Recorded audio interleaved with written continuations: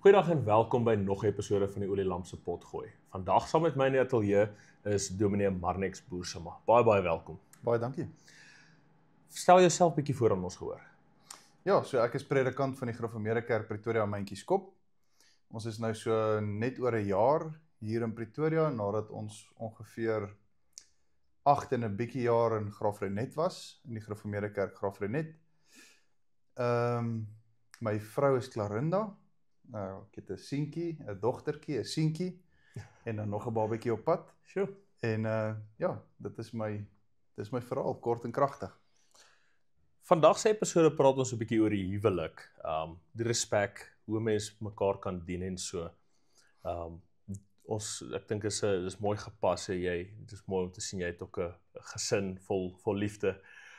Wat is die Bybelse grondslag van die huwelik en hoe verskil dit van die wêreld se verstaan van die huwelik?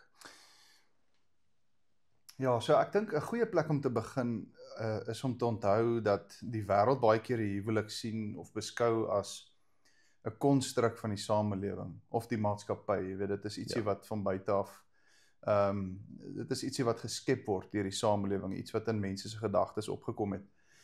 Terwyl die Bybelse gedagte is in die skrif vir ons baie duidelik uiteengesit dat die huwelik is God se ontwerp. Ja. So God is die argitek van die huwelik, hy het dit self gemaak. Hy het ook gesê wat sy bedoeling is daarmee en wat die bloudruk daarvoor is, hoe mense dit inrig.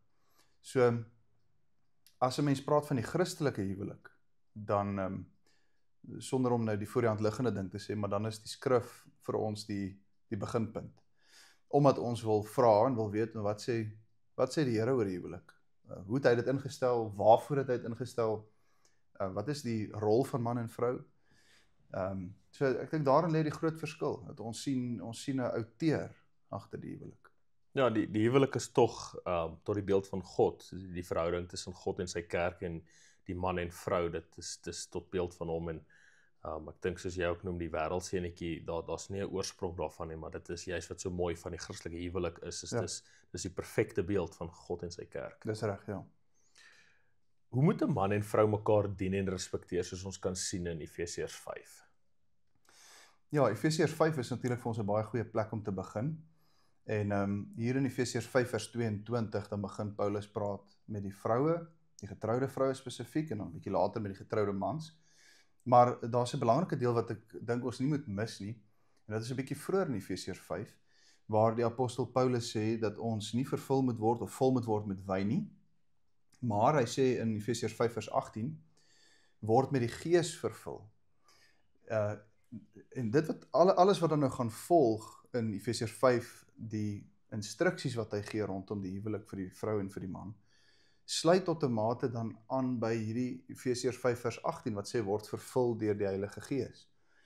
In ander woorde, die sleutel, as ek dit eenvoudig mag sê, die sleutel tot 'n suksesvolle Bybelse huwelik is om vervul te word met die Heilige Gees.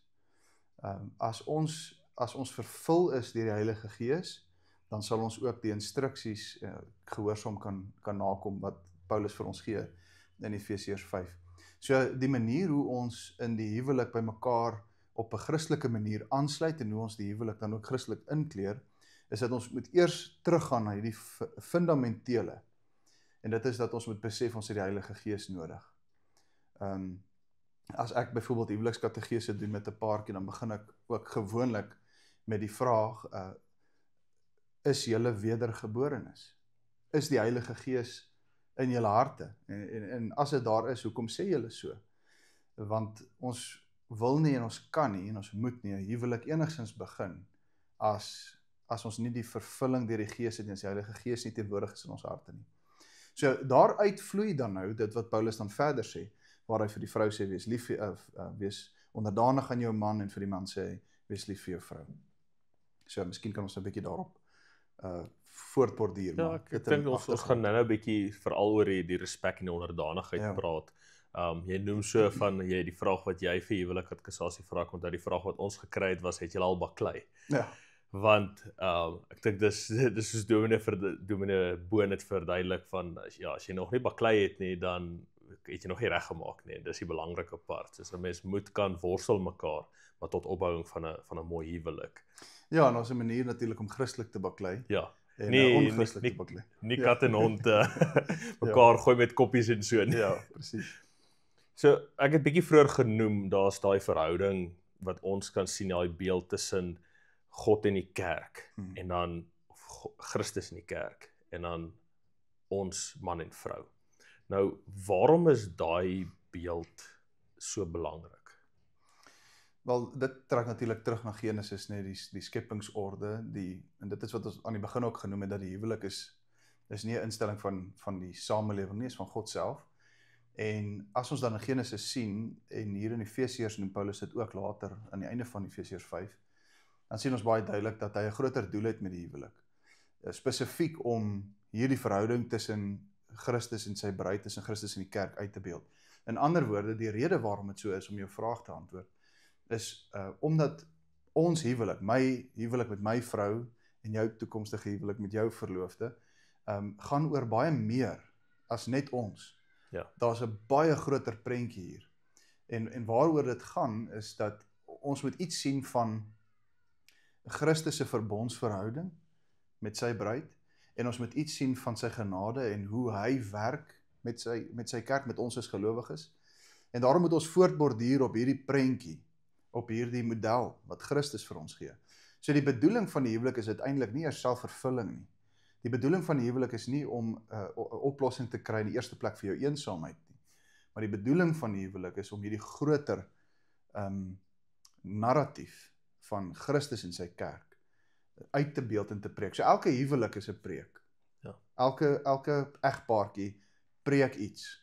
So jy verkondig of Christus in die kerk of nie. Ja. Dis waarop dit neerkom. Jy het nou 'n bietjie genoem ook oor die onderdanigheid en so. Ek dink dis as ons kyk in die samelewing vandag, die nie-Christen is 'n konsep wat hulle baie keer heeltemal misverstaan as ons sê die vrou moet die man onderdanig wees en die man is die hoof van die huis. Maar wat beteken dit prakties eintlik dat die man die hoof van die huis is en hoe verstaan 'n mens dat daai liefde oorgedra word en nie misbruik word nie?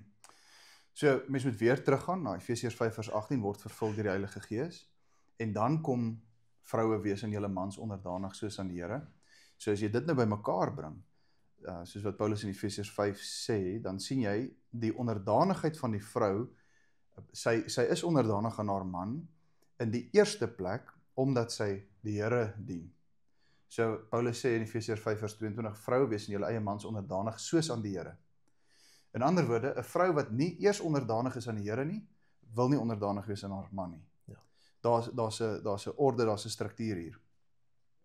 So as daar 'n onderdanigheid by die vrou is, 'n onderdanigheid aan die Here, dan wil sy die Here dien, sy wil gehoorsaam wees aan hom, en dan volg dit ook dat sy graag sal wil gehoor gee aan wat hier staan.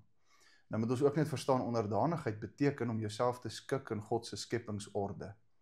Onderdanigheid sê niks van die vrou se waarde nie. Ja. Onderdanigheid beteken nie dat sy minder waarde het as die man nie.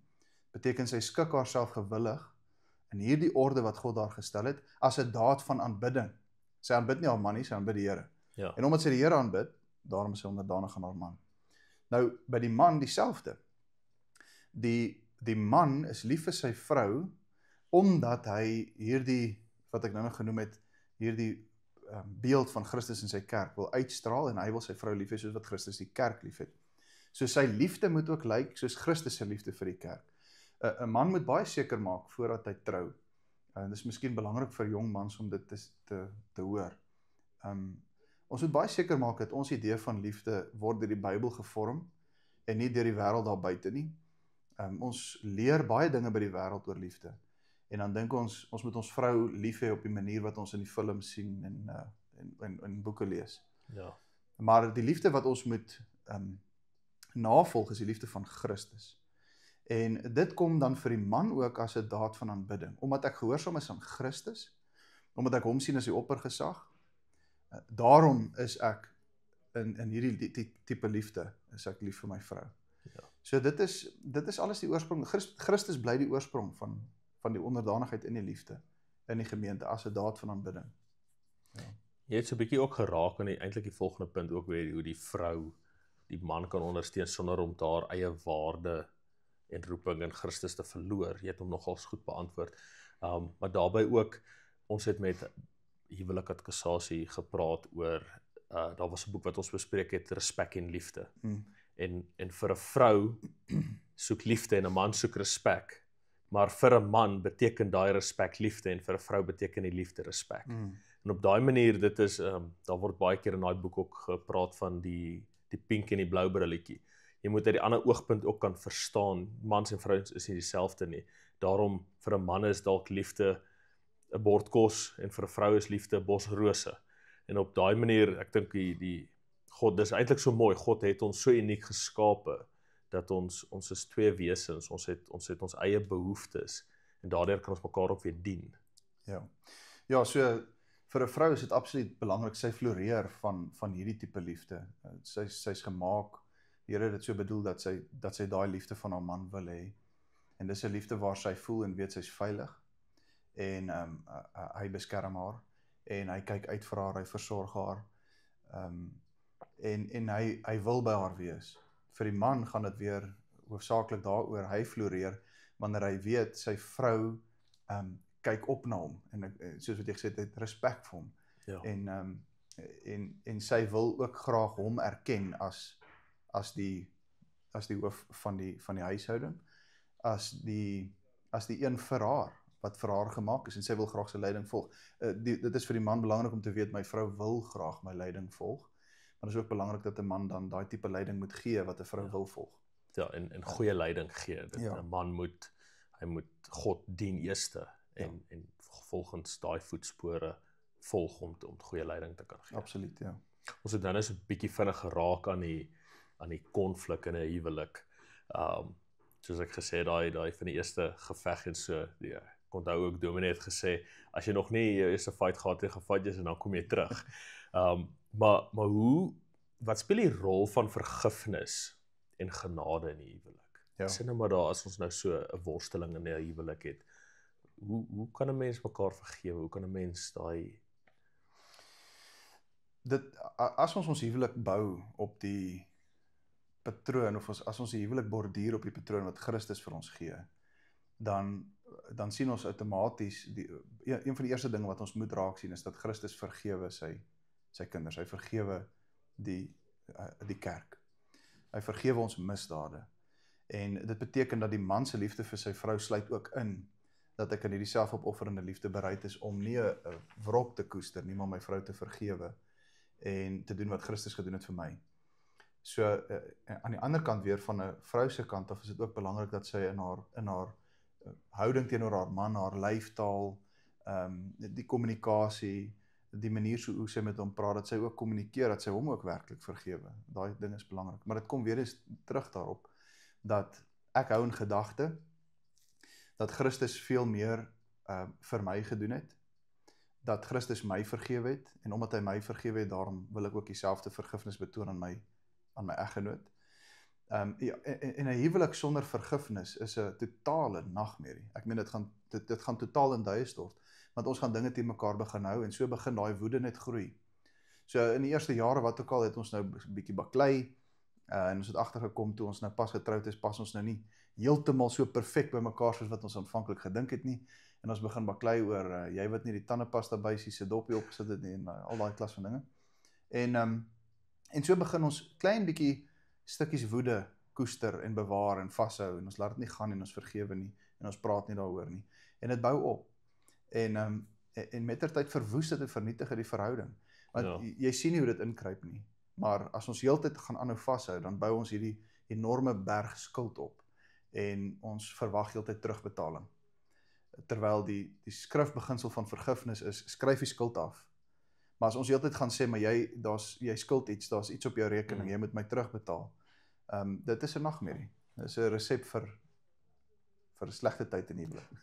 Iets wat ons in die boek ook gehad het oor die huwelik, was daar's die bose kringloop, en dan is daar die goeie kringloop. Die bose kringloop is daai wat jy nou verduidelik het, van jy doen dit, en jy doen dit, en jy doen dit, en dit gaan net aan, en dit gaan net aan, waar die mooi kringloop is, as die ander een iets teen jou gedoen het, bly hom dien, bly vir hom sê nou maar, geef hom 'n bord kos, moenie vir hom kwaad wees nie. Bring vir haar blomme, moenie vir hom kwaad wees nie. En Ja. bly dit doen al is die ander een besig om teen jou in te gaan of noem dit teen jou ingaan, maar in jou oë iets verkeerd te doen, maar daai vergifnis in die minste te wees Ja. en nog steeds te bly dien om daai, soos ek dink hulle het 'n woord beskryf, maar ja, eintlik hierdie goeie kringloop van net mekaar te kan dien en daai vergifnis te hê.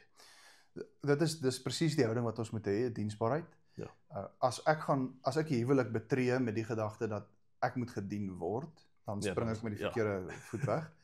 Maar ons moet ook onthou dat ek is altyd verantwoordelik vir my optrede, ongeag die optrede van die ander een. Dis korrek. So as my vrou byvoorbeeld nie onderdanig is aan my nie, dan beteken dit nie ek hoef nie meer lief te wees vir haar nie. Ja.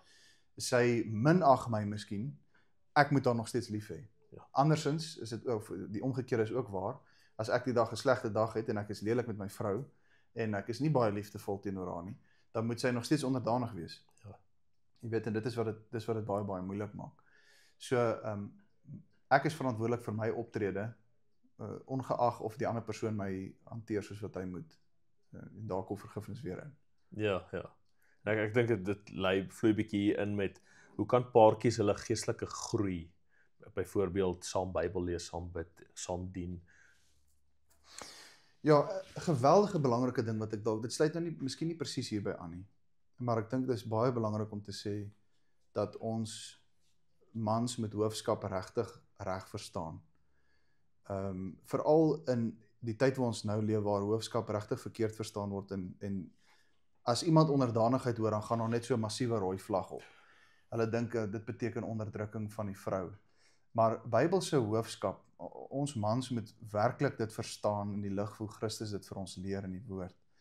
Die Bybelse hoofskap is 'n dienende hoofskap en dit beteken primêr om verantwoordelikheid te vat. So Bybelse hoofskap beteken nie jy kom en sê ek is die baas, jy sal doen wat ek sê nie.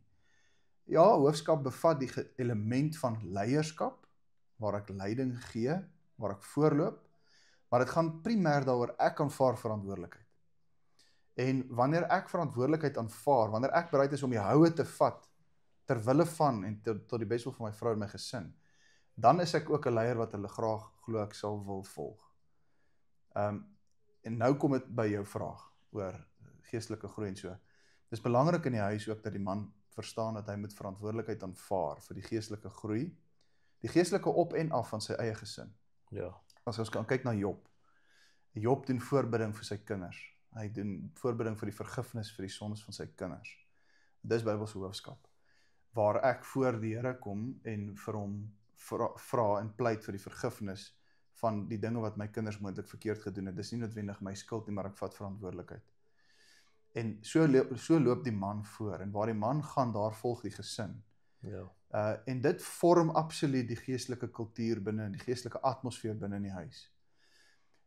Dis die een aspek. Die tweede aspek is, dat die vrou ook moet onthou, dat die regverdige sal deur die geloof lewe, soos Romeine sê. Dit beteken nie, die vrou moet ook verstaan, die vrou sal nie deur die geloof van haar man lewe nie. Die vrou sal geregverdig word deur haar geloof. Die regverdig sal deur die geloof lewe. Wat ek probeer sê is, dat ons moet waak daarteen om nie op my eggenoot se rug te ry, in terme van geloof en geestelike sake nie. Waar ek dus sê, my man neem die leiding, so ek kan terugstaan en net volg. Dit is belangrik dat die vrou ook selfverantwoordelikheid aanvaar vir haar eie geestelike groei, en waar sy ook, terwyl sy die leiding van haar man volg, ook self besef, maar ek staan as 'n individu voor God, en ook ek moet in my geloof groei. En daai deel is ook net so ontsaglik belangrik, want vir die vrou, om 'n hulp te kan wees vir haar man, wat 'n wyse hulp is, en goeie raad kan gee, en goeie antwoorde kan gee, is dit baie nodig, dat sy eers by die Here gaan sit, en by hom leer, hoe om hulp te wees. Ons as mens bietjie kyk in die samelewing vandag, kry mens baie giftige idees. Daar's hierdie wan inligting oor wat 'n huwelik is, wat 'n man moet wees. Daar's goeters oor byvoorbeeld saam woon voor die huwelik. Ja. nog nie eens geraak aan selfde geslag huwelike en sulke tipe dinge nie. Hoe kan ons teen sulke giftige invloede en moderne dinge in die samelewing, hoe kan ons daar teenstaan? Wel, miskien 'n antwoord daarop. En ek dink daar's meer as een aspek, maar 'n antwoord daarop is dat kom terug op hoofskap, kom ook terug op ouerskap, dat ouers ook moet verstaan dat hulle 'n bepaalde rol het, 'n enorme rol het om te speel in die begeleiding van hulle kinders, om die kinders gereed te kry vir die huwelik. Sodat die ouers dus van jongs af die kinders moet leer, wat sê die wêreld oor liefde? Hoe lyk die wêreld se liefde?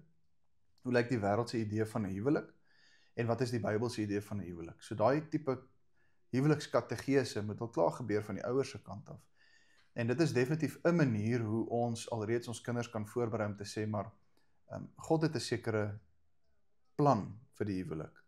En hier is hoe dit lyk. En dat die ouers dan ook, man en vrou, pa en ma, ook daai huwelik wys en 'n voorbeeld sal wees vir hulle kinders. Dis die beste ding wat ons kan doen. Ja. So ek sou wou terugval op ouerskap en sê, ouers moet weer mooi gaan kyk. Hoe lyk hulle huwelik?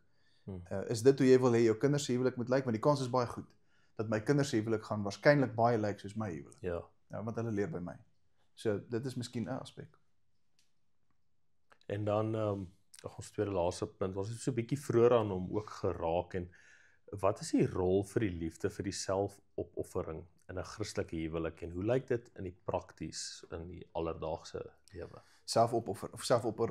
Selfopofferende liefde. Ja. Wel, in die alledaagse beteken dit vir die man dat ek moet bereid wees om alles te gee vir die versorging van my vrou en my gesin. Vir die vrou beteken dit ook dat sy moet bereid wees om haar hele lewe te skik onder hoofskap van haar man. So die vrou moet ook besef, en is dikwels baie moeilik as mens pas getroud is, vrou moet besef dat sy nou nie meer onder hoofskap van haar pa staan nie, maar sy is onder hoofskap van haar man. En dit vat partykeer selfopoffering, dit vat bereidheid om daai nuwe hoofstuk te betree. So ek wil net nog 'n bietjie hierop voortgaan. In Efesiërs 5 dan sê Paulus vir die man ook dat hy sy vrou moet voed en koester. Of koester en versorg, jy weet, hoe ons daardie twee woorde ook al wil vertaal, dit kom daarop neer dat daar's 'n versorgingsaspek en daar's 'n koesteraspek. En jy het nou gevra oor selfopofferende liefde, en die rede hoekom ek teruggaan na die man is omdat die man spesifiek die opdrag kry om sy vrou lief te hê. En dan brei Paulus daarop uit en hy stipuleer hoe dit lyk, en dit is deur te voed en te koester. So die man is verantwoordelik daarvoor om te sorg dat sy vrou versorg is, sy moet gevoed word. Maar dit beteken meer as om net kos op die tafel te sit en weer te verdwyn. Voed en koester, dit beteken versorging en ook nabyheid. Versorging en onderskraging, versorging en haar help en haar lei en haar koester. Daai twee komponente is absoluut deel van selfopofferende liefde. En ons sien dit baie vandag, dat mans dikwels goed is om vrouens te versorg, maar die koesterdeel is afwesig. En dis nodig dat beide daar moet wees in die liefde. Aan die ander kant weer kry mens mans wat miskien baie liefdevol is in die sin dat hulle baie koesterend is, maar hulle versorg nie. So hierdie twee is so belangrik in die selfopofferende liefde, voed en koester. Definitief wat die man se verantwoordelikheid betref. As ons bietjie kan saamvat en afsluit, watter raad sal jy gee vir jong paartjies wat in die huwelik gaan tree? Hoe kan die gemeente ondersteun, of hoe kan hulle ook weer, as hulle in die huwelik is, die gemeente dien? Ek sou dink, as ek nou moes terugdink aan toe ek verloof was aan my vrou, dit sou vir my baie sinvol gewees het en ek moes dit eintlik gedoen het, ons moes dit eintlik gedoen het, om in die gemeente te gaan na 'n jong getroude paartjie wat dalk 'n paar jaar ervaring in die huwelik het, en miskien hulle te nader en te vra. Jy weet, ons is nou verloof, ons gaan nou trou. En ons het 'n paar dingetjies wat ons nie verstaan nie, wat ons wil uitklaar, of daar's dinge waarmee ons sukkel, of dinge waaroor ons baklei, ons het nou nog gepraat oor baklei. Kan ons by mekaar kom sit 'n aand, ons sal vir julle kos maak, of julle kan wat ook al, en kan ons 'n bietjie praat, kan julle ons 'n bietjie leiding gee? So dis 'n praktiese manier. Ons kan baie leer by getroudes in die huwelik. Gelowige getroudes wat al klaar ook 'n bietjie geestelike groei of geestelike volwassenheid bereik het in hulle huwelik. So dis een ding. Die ander ding, daar's dikwels in huwelike, of althans in die tyd wat 'n mens verloof raak, is daar baie komplikasies, veral omdat twee families eintlik nou op 'n manier by mekaar kom. Ja. En 'n verlovingstyd is nogal 'n vreemde tyd, want ek kan nou maar net praat van my perspektief as man. Ek is nog nie my vrou se hoof nie. Sy is nog onder hoofskap van haar pa. En tog is ons so naby om te trou en hierdie hele dinamika gaan verander. En dit bring 'n bepaalde spanning. Dit bring 'n bepaalde vrae. So daar's dikwels konflik met skoonfamilie. En daar wil ek net die praktiese raad gee dat jou skoonfamilie is nie altyd reg in wat hulle doen nie en nie altyd reg in wat hulle sê nie, maar vat maar die hou op die ken. Partykeer is daar dinge wat 'n mens moet uitklaar wat regtig so verkeerd is wat 'n mens nie moet los nie. Ja. Maar baie keer as hulle graag wil hê tant Sari moet by oom Piet sit op die huweliksdag by daai tafel, vat die hou op die ken, is nie die moeite werd om op al die heuwels te sterf nie. So kies maar 'n heuwel en sterf op daai heuwel, moenie op almal. Dis nie die moeite werd nie. Jy moet dink aan vorentoe, daar's 'n lang pad hopelik wat jy saam met jou skoonfamilie wil stap. Ja. En vat maar die hou op die ken. En mens wil daai vrede altyd kan bou. Presies. Ek dink ook 'n raad wat 'n mens kan aan jong paartjies wat op die punt staan van verloving of wat verloof is, gaan woon huwelikadvisasie by. Kom by 'n kerk uit wat dit aanbied. Ek dink dit was vir my en Janita ook wonderlike ervaring. Ons het dit met 3 ander paartjies geloop. Dis drie paartjies wat in dieselfde fase van hulle lewens as ons is. En ek dink dit help baie om so, jy sê jy bied dit ook aan. Ja, so. Beslis. Nee, en jy ons kort die Bybelse grondslag. Ja. En miskien 'n laaste praktiese ding ook nog is, tydens huwelikskategese sê ek ook maar vir die mense, 'n probleem voor die huwelik bly 'n probleem na die huwelik. Ja. So dis goed om met huwelikskategese, spreek jy probleme aan, watter probleme daar ook al is, al dink jy is klein. Spreek dit nou aan, want dit gaan daar bly as jy klaar getroud is, dit gaan nie net verdwyn nie. So daarmee kan huwelikskategese ook help, ook onder leiding van ouderling of predikant of wat ook al. Praat oor hierdie goed. En ook wees, kommunikasie, want dis een van die goed wat ons baie bespreek het. Kommunikasie is 'n baie groot gevaar in 'n huwelik, as mens nie ook kan kommunikeer as daar probleme, sê dit, want ons mans kan nie ryk as daar probleme is nie. So mens moet oor daai probleme praat en dit kan uitpraat, soos wat ek bietjie vroeër ook genoem het van toe dominee vra het jy al baklei. Jy moet dit mooi kan uitpraat. Jy moet kan kommunikeer, wat het ek nodig? Wat het jy nodig? Ja. Ek dink dat en ons het ook een van die goeders was ook soos 'n oop bankrekening. Soos 'n mens moet, dis ons geld, dis ons huis, dis ons voertuig, ons wat ook al. Ja. Daai was nogals, ons is hoe kan ek sê, ons is amper op ons free trial daarmee, want ons het besef ons het nou nie meer 2 nie, ons het nou 1 rekening, so 'n mens moet nou hierdie ding maak werk, hierdie gaan gou soontoe, hierdie gaan soontoe. Maar dit is tog eintlik op die einde so lekker, want jy worry nie oor wag, jy het by my R200 geleen, jy moet gou terugbetaal en goeders nie. Dis net soos, vat die kaart betaal, gooi petrol en doen so, en op al twee kante toe, dit moet so wees eintlik, soos wat die bankrekening is 'n belangrike ding, maar geld is net so groot ewel in 'n huwelik. Absoluut, die Bybelse beginsel van man en vrou wat een vlees word, dit gaan oor baie meer as net die liggaamlike, dit gaan ook oor al hierdie aspekte, so ons moet werklik begin praat en dink van ons. Ja. Ons is een vlees, en dit sluit absoluut die finansiële en alles anders. Ja. Ons moet alle meer in daai rigting beweeg van een. Ons het 'n keer 'n gesprek gehad met iemand wat, hy kon net nie verstaan, hoe kan ons die geld net soos dit gaan, worry nie waar die geld en wat sy rekening, daar's fisies 2 rekeninge, maar dis 1 rekening, dis, hierdie net R10 minder, of betaal net daaroor en wat ook al, en dit was soos, nee, as ek gaan werk, het ek my geld en my vrou het haar geld en goeders, en ek dink daai kan groot skeiding veroorsaak, want daai eenheid, soos ek sê, geld is 'n voorbeeld, maar daai geld is waar baie goeders bou, soos jou uitgawes kom daarvan af, jou kar word daarmee gekoop, jou huis word daarmee gekoop, so as jy nie eens 1 rekening kan hê nie, hoe gaan jy goed kan deel in die huwelik? Ja, paartjies moet regtig mooi gaan dink, en dis ook baie goed om hierdie dinge deur te praat voor die huwelik. met huwelikskatedese is gaan dink regtig wat beteken die praktyk daarvan om een vlees te wees? Hoe lyk dit prakties? Ja. Is een vlees net ietsie wat ons gaan hou hier bo in die wolkies? Is dit net 'n geestelike konsep? Ek dink nie dit moet so wees nie. Een vlees is nie net 'n geestelike prinsipiële ding nie, Ja. maar dit is 'n praktiese ding wat moet uitkom in ons lewens.